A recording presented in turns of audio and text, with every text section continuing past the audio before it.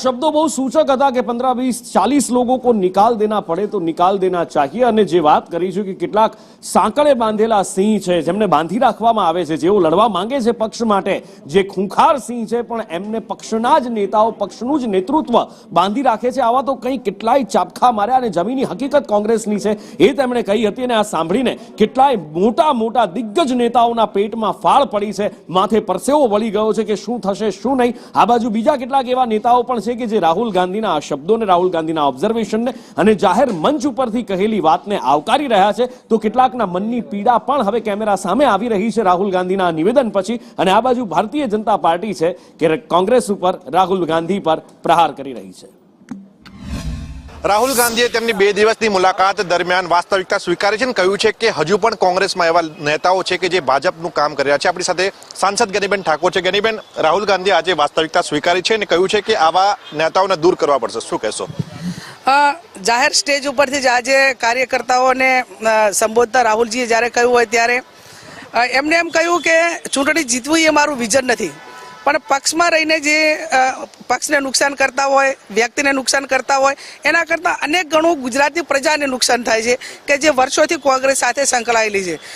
એક વાત ચોક્કસ છે કે ભારતીય જનતા પાર્ટી એ લોકપ્રિયતા માટે થઈને નથી જીતતી, કામો થકી નહીં જીતતી, પણ સામ દામ દંડ ભેદની રાજનીતિ, જે કરોડો અરબો રૂપિયા જે તમામ ક્ષેત્રની અંદર જે ખર્ચવાના હોય એ ખર્ચીને સત્તા સ્થાને આવે છે, એ આવનાર સમયની અંદર આ જે વાત છે એનાથી કોંગ્રેસના કાર્યકરોનું મનોબળ વધશે અને ઉમેદવારોમાં પણ ક્યાંક ને ક્યાંક વાતનો અહેસાસ થશે કે કોંગ્રેસ હવે એકજૂટ થઈને પાર્ટીનું કામ કરશે।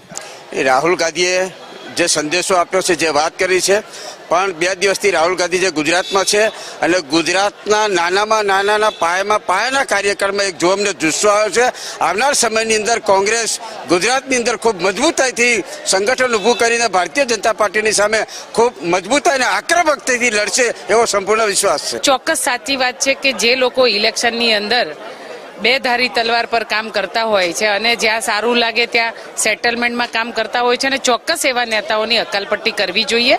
એ વાત સાથે હું પણ સંમત છું ને આજે રાહુલ ગાંધીએ પણ એ વાત કરી છે ને એવું અમે પણ કાર્યકર્તા તરીકે એવી આશા રાખીએ કે જલ્દીથી જલ્દી આનું ઇમ્પ્લિમેન્ટેશન થાય। એટલે રાહુલ ગાંધી બહુ સ્પષ્ટ વાતને માને છે કે જે લોકોને કામ કરવું છે નિષ્ઠાથી, કર્મઠતાથી, એ કોંગ્રેસમાં કામ કરે અને જે લોકો ડબલ લાઈન વાળા હોય, ક્યાંક ભાજપથી મેળાપણું રાખતા હોય, ક્યાંક ડબલ લાઇનિંગ રાખતા હોય અને પક્ષમાં બેઠા હોય, મોટા હોદ્દા ઉપર આગેવાનો બીજા આગેवानों આગળ ના આવતા હોય, એવા લોકોની કોઈ જરૂર નથી।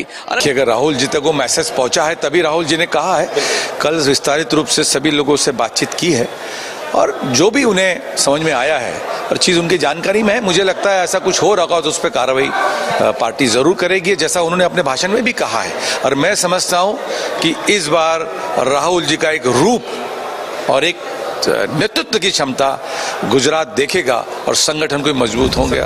राहुल जी ने कहा कि ऐसे बहुत नेता हैं, कार्यकर्ता हैं जो बंधे हुए हैं, तो कहीं ना कहीं हम भी बंधे हुए हैं क्योंकि हमारे को रोकने के लिए बहुत ऐसे लोग बैठे हुए हैं जो नहीं चाहते कि हम लोग फोर फ्रंट पे आए। ये मैं इस माध्यम से कहना चाहूँगी और मैं आग्रह करती हूँ राहुल जी को कि आप पहचानिए कि कौन वो ऐसे लोग हैं जो सही लोगों को आपकी पार्टी के साथ जुड़ने नहीं देते हैं, जो ईमानदार लोगों को। मैं अपना खुद का उदाहरण दूं, 3 पीढ़ी से कांग्रेस पार्टी के साथ मेरा परिवार है और एक ईमानदार, जिम्मेदार और लॉयल जो कहते हैं उस तरीके का परिवार रहा है। इस पे किसी का कोई डाउट नहीं होना चाहिए। हम लोग चाहते हैं कि हम शिद्दत से, मेहनत से कांग्रेस पार्टी के लिए काम करें, पर आज यही कहना चाहूंगी कि हम लोगों को मौका नहीं दिया जा रहा है। तो आज जो राहुल जी ने कहा उससे बड़ी प्रेरणा मिलती है और मैं उम्मीद रखती हूं कि राहुल जी पहचानेंगे। अपने पार्टी के ऊपर और जनता के ऊपर या संवैधानिक संस्थाओं के ऊपर या मीडिया के ऊपर दोषारोपण करते करते वो अपने लोगों पर भी दोषारोपण करने लगे। तो राहुल गांधी जी को मैं सुझाव देना चाहूंगा कि आप दूसरों में दोष देखना बंद करिए और आत्मावलोकन करिए। You do the self introspection, तो आपको समझ में आएगा कि बुरा जो देखन मैं चला, बुरा न मिलिया कोई, जो दिल खोजूं आपना, मुझसा बुरा न कोई।